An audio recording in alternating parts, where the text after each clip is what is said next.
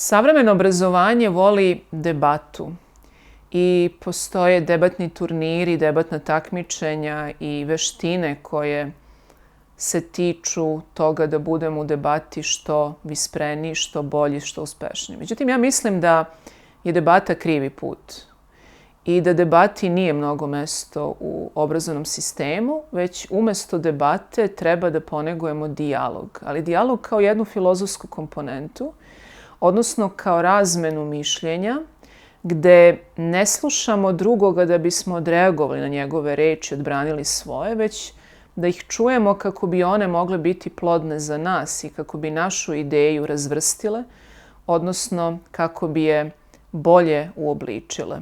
Dakle, u narcističkoj kulturi koja je danas naša kultura 21. veka, bila je ona iz 20. veka, debata je bila zgodan način da se narcisoidnost ličnosti samo pojača. Međutim, ukoliko želimo da narcizma bude manje ili makar da se izborimo sa samozaljubljivošću, onda bi trebalo da uvrstimo dijalog u metodiku u obrazovnom sistemu, zato što dijalog poziva drugog čoveka da preispita svoj sud, a ne da svoj sud po svaku cenu odbrani.